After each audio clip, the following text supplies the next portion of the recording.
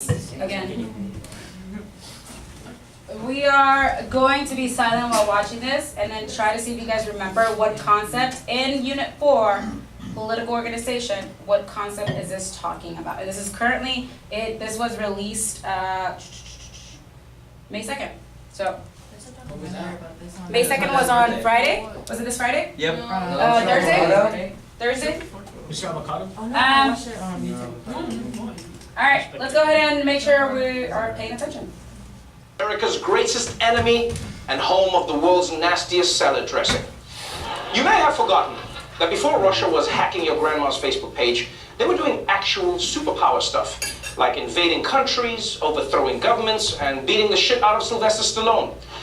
And this week, the world discovered what could be Russia's latest top-secret plan for world domination. The seemingly tame beluga whale was spotted off the coast of Norway, and this morning some believe this whale is actually being used to gather intelligence for the Russians. It sounds like something out of a Cold War spy novel. According to reports, the white whale, wearing a strange harness, appeared to be harassing boats in the Arctic. The straps on the harness also had a logo, reading in English, Equipment St. Petersburg. Some experts believe this beluga whale was trained by the Russian military to be a spy. Okay, now I've heard it all. The Russians are training whales as spies? That is next level. And also, I don't think you want a spy that can easily be flipped by just operating a fish, right?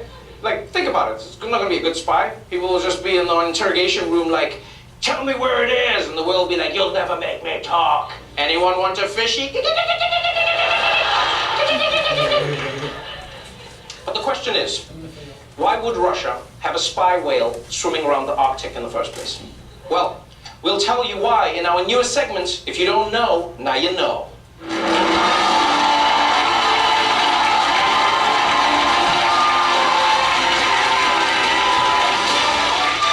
Now look, just because this whale was found wearing a Russian harness doesn't necessarily mean he's a spy. Whales are very sophisticated creatures. For all we know, he's just into some BDSM. And who are we to judge? What you do with your blowhole is your business. But the reason people suspect this whale may be part of a crazy Russian plot is because in that region of the world, Russia has been getting up to a whole lot of no good. The Arctic is the newest and most daunting front in the expanding global competition between the U.S. and Russia. These 5.5 million square miles are under an intense battle for dominance. Russia has aggressively expanded its military capability in the Arctic, establishing and expanding a northern command, forming Arctic brigades. They even planted a titanium flag on the seafloor beneath the North Pole. Russia planted a flag on the seafloor? That's such a primitive way to claim something. Yeah, it's like a dog peeing to mark its territory, which, by the way, is also dumb. Yeah, I said it, dogs. You heard me. Just because you pee on something doesn't mean it's yours. All right? If that were true, I'd own every toilet seat in this building. And 2 trash cans. I couldn't hold it, I'm sorry. But that's right. The Russians are trying to claim as much of the Arctic as they can.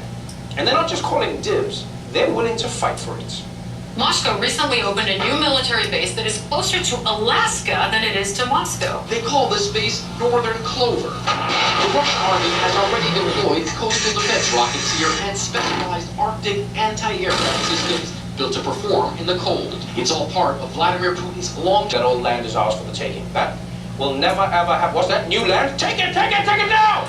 Quickly, get me a flag! We don't have any flags. They just pee on everything! Pee on it all!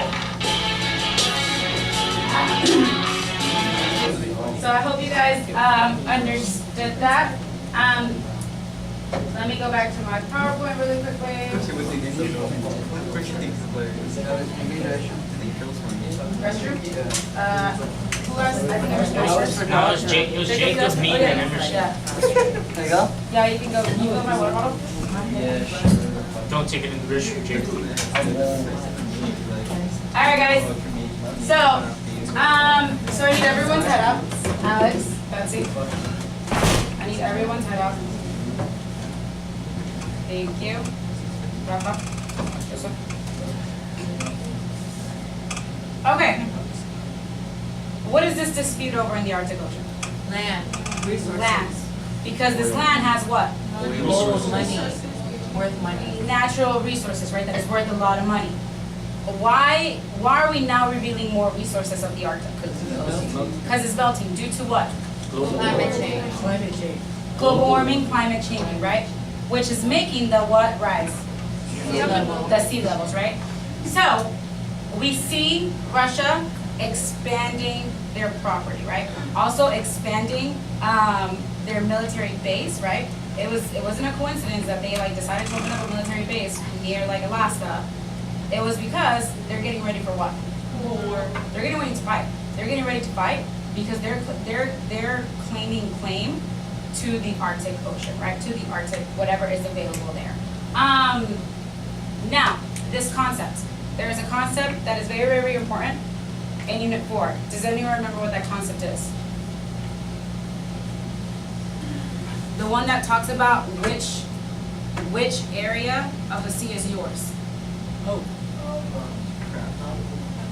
It has to do with what, David? It has to do with nautical miles. So how many nautical miles outside of your coast? 200 nautical miles outside of your coast belongs to what? Yeah. Belongs to the country, right? Now, anything above the 200 miles becomes what? International water. In other words, it becomes high water, right? It becomes high water. That means if it's international water, it belongs to everyone. It belongs to everyone. So why is Russia claiming land in the Arctic? Why they might be saying this is our land? Because it's going to expand their what? Their economy, but what is it going to expand? Their land. The land that they own, right? So in other words, this is called the economic, it's called the, I forgot the term. The economic, does anyone remember? No, exclusive. The economic exclusivity zone. These zones, these are the zones that basically like the 200 nautical miles, right? Which were the other countries also involved in this? Canada, Norway, Denmark, USA. USA, right? So it's Canada, Denmark, Norway, USA, and then Russia. There was another dispute that we learned about that is actually southern. It is like out in the Pacific Ocean. What is that other dispute that also has to do with the law of the sea? China. What is it, David? China's man-made island. China's man-made islands, right? Because there is a section in what is the name? Does anyone remember the name of the sea? That's great. No, it also has the word China in it. Chinese Sea? South China Sea. The South China Sea, right? There is also the dispute in the South China Sea that also has a bunch of resources, that are beneficial to whoever owns that area, right? Now, does China recognize this like exclusivity rights of the 200 nautical miles? They don't, right? They're saying that China says that historically, it's called, remember, that dash line, the 9 dash line? And they're saying, yeah, this China basically drew like the 9 dash line, and it was like all of this belongs to us because historically we won it in a battle against Japan. Like China says, we won it in a battle, so this belongs to us. And then I'll show you guys like a picture. So this is the 9 dash line images. So if you guys remember, it is this one right here. Like this is the South China Sea, the 9 dash line, and it faces. So all these lines that are drawn, all these lines right here, that is saying that that land belongs to China. Well, not China, but the country of like the 200 nautical miles, right? China, on the other hand, is saying that all of this, you see this line right here, that all of this belongs to them. That's funny. They're saying that, and China's, and look where China is. That's greedy. China is right there, so they're saying that all of this belongs to them, whereas. So that means everybody else does not. Yeah, which basically saying it's disregarding those 200 nautical miles of everyone else, of the law of the sea. And so this is why China started making, it's called the Spratly Islands, right? China started making those man-made, Emerson, head up. China started making those man-made islands right here, and the Philippines took them to court. Remember, they took them to international court, and the court ruled on whose side? China's. Not China's. Which was it, Carla? The Philippines.